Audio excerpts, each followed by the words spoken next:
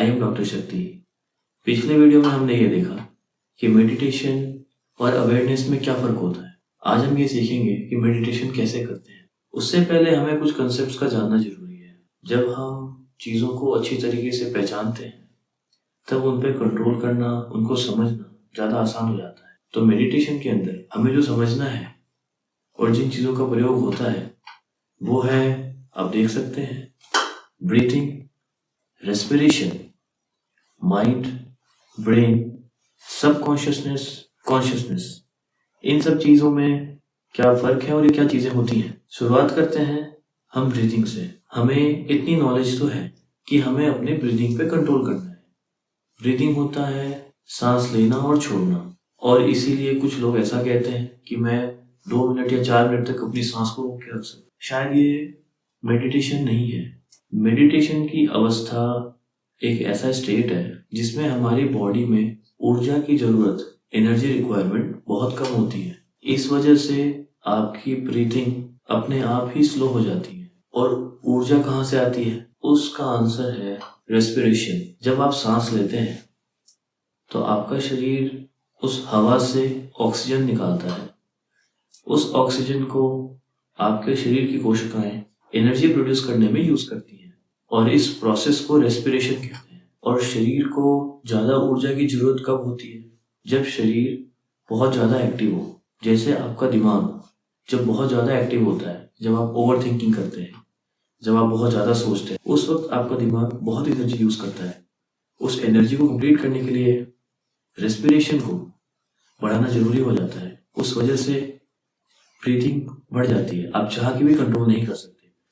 इसी वजह से अगर आप ज़बरदस्ती अपनी सांस को रोकते हैं, जैसे 2-4 मिनट जैसा भी आप चाहते हैं, उस केस में आपका दिमाग उसे ज़बरदस्ती दबाने के लिए ज़्यादा एनर्जी यूज़ करता है, और तभी मेडिटेशन करना मुश्किल हो जाता है। अब हम समझते हैं माइंड क्या होता है और ब्रेन क्या होता है। ब्रेन दिमाग को कहते हैं।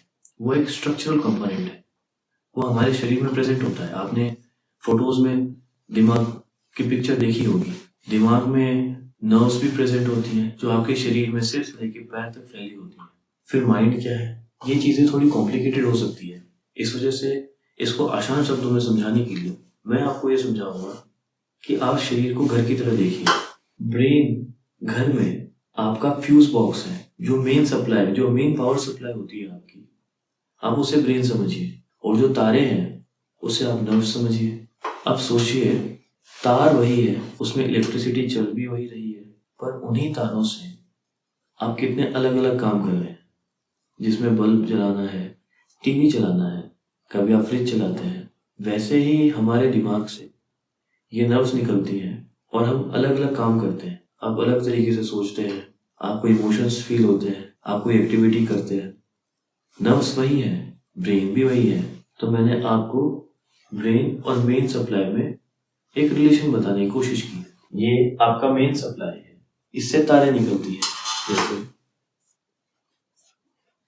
ये फैन हो जाता है, ये लाइट हो जाता है। यहां पर मैंने एक ऐसा कंप्यूटर लगा दिया जो इन्हें कंट्रोल करेगा।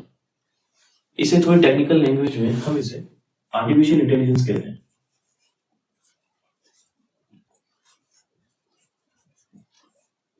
एक ऐसा कंप्यूटर है जो आपके पंखे, आपकी लाइट, आपका फ्रिज, इसे कंट्रोल करेगा। अब समझिए कि अगर ये अनकंट्रोल्ड हो जाए, ये जब मर्जी तब आपके फैन को शुरू कर देगा, जब इसका मन करेगा आपका लाइट जला रहा होगा, आप सो रहे होंगे आपका टीवी चल जाएगा। उसी तरीके से ये आर्टिफिशियल इंटेलिजेंस आपके शरीर में माइंड की तरह काम करता है। माइंड आपका आर्टिफिशियल इंटेलिजेंस है।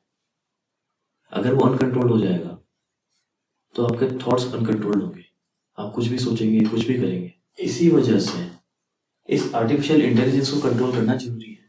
सिमिलरली हमारे माइंड को भी कंट्रोल करना जरूरी है, ताकि आगे की चीजें सही तरीके से चलते रहे। मैंने आपको ब्रेन और माइंड समझा दिया। अब ये समझिए कि इस आर्टिफिशियल इंटेलिजेंस या इस कंप्यूटर को चलाने वाला हाथ कौन है? कोई तो हाथ होगा जो इस आर्टिफिशियल इंटेलिजेंस को चला रहा होगा। यह हमारा हाथ है, पर हमारे दिमाग के केस में, हमारे शरीर के केस में, यह हाथ होता है जिसे हम कहते हैं कॉन्शियसनेस। कॉन्शियसनेस एक ऐसी चीज है जो आपके माइंड को कंट्रोल करती है, जो आपके इस कंप्यूटर को कंट्रोल करती है, जिसका कंट्रोल आपके थॉट्स पे है। आज हम सबकी मेन प्रॉब्लम है ओवर थिंकिंग। हम किसी भी बात को बहुत ज्यादा सोच लेते हैं, अनकंट्रोल्ड वे में हम थॉट्स प्रोसेस करते हैं। उसका मेन कारण है माइंड का अनकंट्रोल्ड वे में एक्ट करना। इसे कंट्रोल करने वाली चीज होती है कॉन्शियसनेस। कभी कभी आपने ये देखा होगा कि हमारी मेमोरी कुछ इस तरह से एक्सेस होती है, अनजाने में कुछ बहुत अच्छा कर जाते हैं कि आपने कुछ एक्स्ट्रा चीजें मेमोराइज कर ली हैं जो नॉर्मल से डिफरेंट है। और इस प्रोसेस में आपका कॉन्शियसनेस माइंड के पीछे पड़ा होता है, और इसी वजह से इस अवस्था में हम इसे सबकॉन्शियस का नाम देते हैं। पर जब हम प्रैक्टिस से इसे आगे लाना सीख लेते हैं, जब हमारा ये सबकॉन्शियस पार्ट माइंड से आगे आ जाता है कि नाउ वी आर कॉन्शियस, हमारी कॉन्शियसनेस एक्टिव होती है, और तब हमारा माइंड कंट्रोल वे में एक्ट करता है। और इस अवस्था में हम जो गेन करते हैं वो होता है awareness, the resultant effect. Meditation का मेन पर्पस ये होता है कि हमें इस कॉन्शियसनेस को एक्सेस करना होता है, और फिर हम उसमें स्टेबिलिटी गेन करने की कोशिश करते हैं। अब नेक्स्ट लेक्चर में हम ये समझेंगे कि ब्रीथिंग और माइंड में कोऑर्डिनेशन कैसे बनाना है और इन्हें कंट्रोल कैसे करना है। तब तक के लिए थैंक यू।